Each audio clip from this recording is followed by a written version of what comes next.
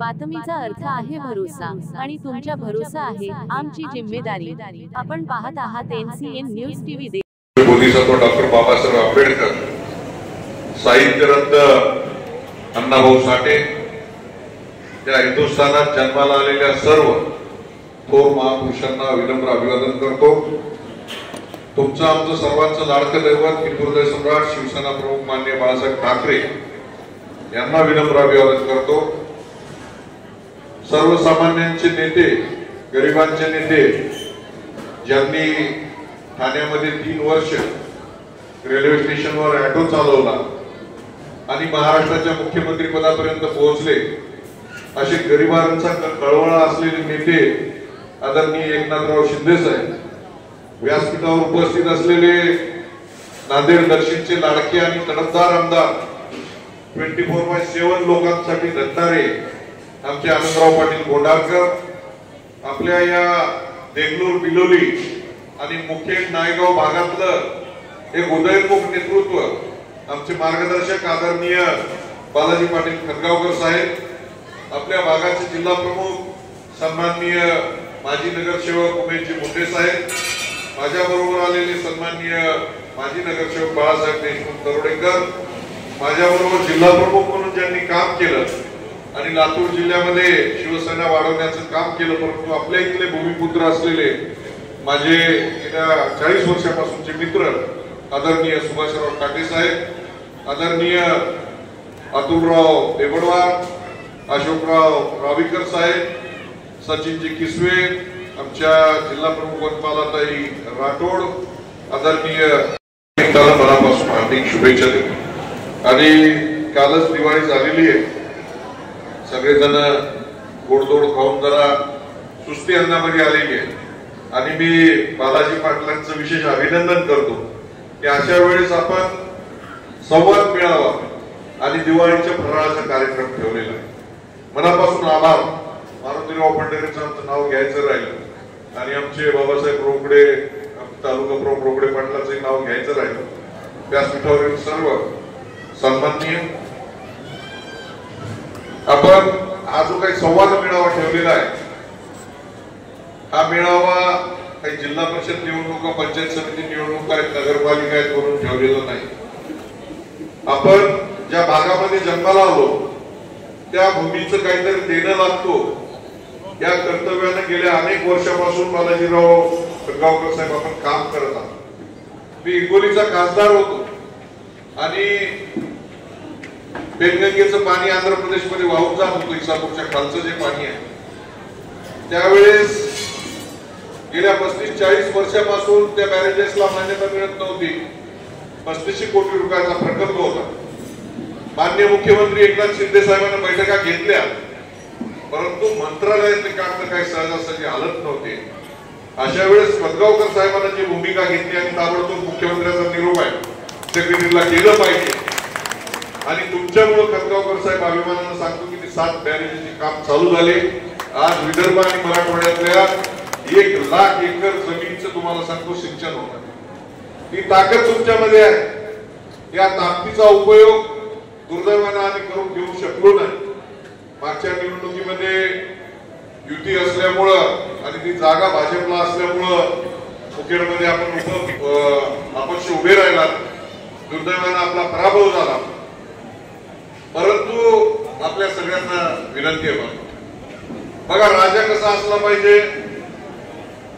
राजा उपाशी असला तर तुम्हाला सांगतो जनतेला जीव घाला, कारण ते स्वतःच उपाशी आहे। खतगावकर साहेबांचं पोट भरलेलं, 40 वर्ष सरकारी नोकरी केली आहे, कमिशनर राहिलेले, सेक्रेटरी राहिले, मोठमोठ्या पदावर काम केलेले। हे काही चिरीमिरीचे कुठं आमदार पट दिला, खासदार पट दिला, 25-15 दिला, दलित वस्ती दिली, त्याच्यात 5-10% मागणाऱ्यांपैकी खतगावकर साहेब। तेव्हा अशा पद्धतीचं नेतृत्व आपल्या भागामध्ये आपण सगळ्यांनी पुढाकार घेऊन पुढे आणलं पाहिजे। माझी खतगावकर साहेब आपल्याला विनंती आहे की आपल्या महाराष्ट्रामध्ये सगळीकडे मोठा गोतावळा आहे, आपल्याला मानणारा वर्ग आहे।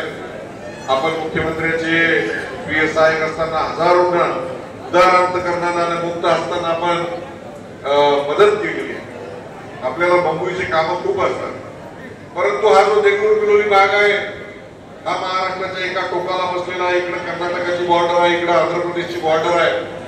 दुर्दैवानं मोठे दुर्लक्ष सत्ताधाऱ्यांचं किंवा इथल्या राजकीय पुढाऱ्यांचं त्या वेळेनुसार झालेलं आहे. मला काही कोणावरती टीका करायची नाही किंवा कोणालाही दोष द्यायचा नाही. त्यांनी प्रत्येकानं आपापल्या पद्धतीने काम केलं, परंतु रेड्डी जर झालं व्यवस्थित, इथल्या विस्थापितांचं पुनर्वसन झालं तर निश्चित सुजलाम सुफलाम प्रत्येकाच्या शेतामध्ये पाणी गेल्यानंतर एक सुखाचे दिवस या शेतकऱ्याला आल्याशिवाय राहणार नाही. दुर्दैवानं सत्तेमध्ये असून सुद्धा हे पुढारी मागचे करू शकले नाही. आपल्याला या प्रश्नाची जाण आहे. हा प्रश्न घेऊन आपण पुढे उभं राहिलं पाहिजे. आम्ही सगळेजण आपल्या बरोबर आमदार कोंढारकर असतील, आम्ही सगळी मंडळी आपल्या पाठीशी उभं राहिल्याशिवाय राहणार नाही. त्या निवडणुका येत जात राहतील. या निवडणुकीच्या निमित्तानं आपल्या देशाची लोकसंख्या एवढी कोटी 150 कोटी झाली आहे. प्रत्येक पक्षाकडे उमेदवार असतात, चांगले वाईट माणसं, चांगले वाईट कार्यकर्ते, अनेकांच्या इच्छा असतात. कोणाकडे पैसे झाले म्हणून निवडणूक लढवतो. दुर्दैवानं पैशाचं वाटप मोठ्या प्रमाणात व्हायला लागलेलं आहे. कार्यकर्ता म्हणून गरीब घरच्या कार्यकर्त्यांना निवडून यावं की नष्ट होते की काय असा एक संभ्रम मनामध्ये निर्माण होतो. गरीब कार्यकर्त्यांनी काय करायचं, सामान्य कार्यकर्त्यांनी काय करायचं, जो अहोरात्र समाजासाठी धावून जातो, रक्त देतो, दवाखाना बघतो, कुठं जिल्हा परिषदला, पंचायत समिती, कलेक्टर ऑफिसला जाऊन छोटे छोटे प्रश्न सोडवतो, अशा कार्यकर्त्यांनी काय करायचं हा प्रश्नचिन्ह निर्माण झाला. त्या 1000 रुपयाने 500 रुपयाने आपलं काही पोट भरणार नाही, मानवाचं आपले काही पाण्या बांधा होणार नाही, परंतु चांगला कार्यकर्ता म्हणून जाणार. दुर्दैवानं धनदांडगे जर अशा पद्धतीने जर सातत्यानं सत्तेवर जर यायला लागले तर तुम्हाला सांगतो टाटा, बिर्ला, अडाणी, अंबानीचं राज्य या देशावरती आल्याशिवाय राहणार. म्हणून ही लोकशाही वाचवण्यासाठी आपल्याला सगळ्यांना प्रयत्न करावा लागणार आहे. आपल्या भागातला तळमळीचा कार्यकर्ता कोण आहे, कोण जीवाला जीव लावतो, कोण अर्ध्या रात्री धावून जातो, असे कार्यकर्ते आपण निवडले पाहिजे. अशा कार्यकर्त्यांना बळ दिलं पाहिजे.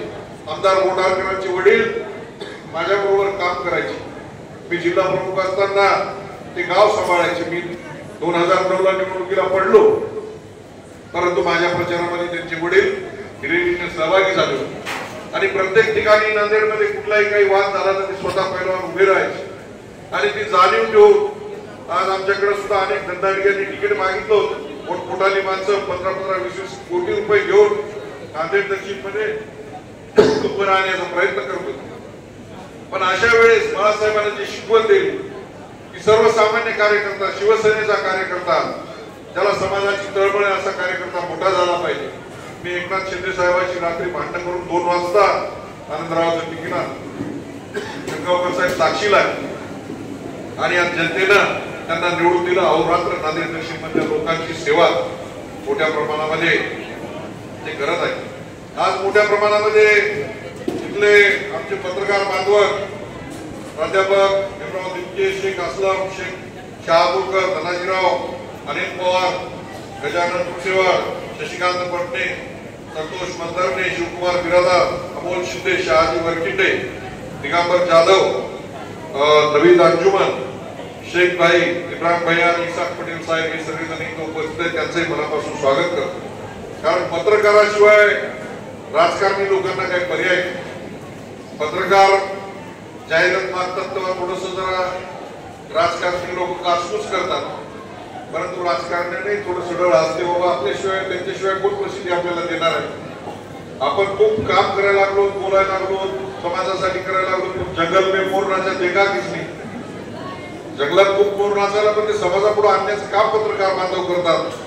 त्या पत्रकार बांधवांना सुद्धा सन्मानानं वागवण्याचं काम आपण सर्व राजकीय पुढाऱ्यांनी केलं पाहिजे. ठीक आहे, खूप मोठी जाहिरात देता येत नसेल, पण छोटी पूर्ण मुलाची पाकळी देण्याचं काम आपण सगळ्या राजकीय पुढाऱ्यांनी निश्चित केलं पाहिजे. तो सन्मान आपण राखला पाहिजे. आमचे नेते माननीय एकनाथ शिंदे साहेबांचं काम आपण बघितलं असेल. आज इथं दलित बांधवांनी प्रवेश घेतलाय. आमचे मामू इथं पुढे बसलेले अनेक मुस्लिम समाजाचे आणि दलित समाजाचे नगरसेवक ठाणे कल्याण भागामध्ये माननीय एकनाथ शिंदे साहेबांच्या नेतृत्वावर विश्वास ठेवून तिथं प्रवेश केलेला आहे. या माणसानं कधी जात बघितली नाही, धर्म बघितला नाही, पंथ बघितला नाही. सर्वसामान्याची काही अडचण असेल तर अशा वेळेस अर्ध्या रात्री धावून जाणारा हा माणूस आहे. या वर्षाचं तोंड तुम्हाला सांगतो, या नांदेड जिल्ह्याला 4-5दा मुख्यमंत्री पद माणूस भेटलो पण आम्ही कधी बघितलं नव्हतं. 5-5 या महाराष्ट्राचं मुख्यमंत्री पण या जिल्ह्यामध्ये होतं. मोठमोठाले माणसं झाले, परंतु सकाळी 5 वाजेपर्यंत वर्षाचं सताळ उघडं तर दरवाजा असेल तर एकनाथ शिंदे साहेबांच्या काळामध्ये होतं. आमच्या लाडकी बहिणीची योजना ठीक आहे, आज गरीबाच्या घरामध्ये 1,500 रुपये का होईना गोरगरिबाच्या घरामध्ये गेले. एवढंच नाही तर आमच्या लातूरच्या एका मुलीनं आत्महत्या केली की डोनेशन द्यायला पैसे नाही, शिक्षण ग्रॅज्युएशन झालं मेरिटची पोरगी, परंतु फीस भरायला पैसे नाही. या महाराष्ट्रातल्या सगळ्या लेखी बाळींचे पैसे तुम्हाला सांगतो शिंदे साहेबांना माफ करून टाकले. आज हजारो मुली गरिबांच्या शिक्षणाच्या प्रवाहात यायला. पोलीस पाटील असतील, एसकर असतील, गावगाडा चालवणारी मंडळी असेल, पोलिसाला पगार किती 500 आणि 1000 रुपये मानधन. पोलीस पाटील नाव तर मोठं आहे, गावकी करायची तर जमिनी पोलीस पाटलाला विकावं लागल्या. आज त्या पोलीस पाटलांचं मानधन असेल, एसकरांचं असेल, गावगाडा चालवणाऱ्या प्रतिनिधींचं मानधन असेल, आज 10,000 15,000 त्यांचं मानधन केलं. बेरोजगारांचे प्रश्न असतील, सर्वसामान्यांचे प्रश्न असतील, ग्राम रोजगार सेवकाचे प्रश्न असतील, अशा सर्वसामान्यांचे प्रश्न मोठ्या प्रमाणामध्ये एकनाथ शिंदे साहेबांनी सोडवले. आणि मी अभिमानानं सांगतो हे जे सरकार आलंय ते सरकार फक्त एकनाथ शिंदे साहेबांच्या चेहऱ्यामुळे आलेलं सरकार. त्यांनी ज्या पद्धतीचं काम या महाराष्ट्रामध्ये उभं केलं, सर्वसामान्यांसाठी झटले, सर्व जाती धर्मासाठी झटले. आज ओबीसी मधल्या सांबार, सुतार, कुंभार सर्व जातीचे महामंडळ काढून त्याला एक मोठ्या प्रमाणामध्ये पैसे दिले लागला पाहिजे, त्यासाठी काम त्यांनी केलं. आणि हे काम उभं राहत असताना शिवसेनेकडे मोठ्या प्रमाणामध्ये माणसं येत आहेत. आज मी तुमचं मनापासून अभिनंदन करतो चारी तालुका प्रमुखाचं, खरगावकर साहेबांचं, की आपण आज स्नेहभोजन मुळावर ठेवलं. इथं शिवसेनेचे सुद्धा आमदार याच्यापूर्वी होऊन गेले, माझे जवळचे मित्र होते. मला काही त्यांच्याबद्दल आता जास्त बोलायचं नाही, ते दुसऱ्या पक्षामध्ये गेलेले आहेत. परंतु कार्यकर्त्याला एक लढा लावा लागतो, कार्यकर्त्याला एक आधार द्यावा लागतो, त्याच्या अडचणीच्या प्रसंगी धावून जावं लागतं, त्याच्यामध्ये एक विश्वास निर्माण करावा लागतो.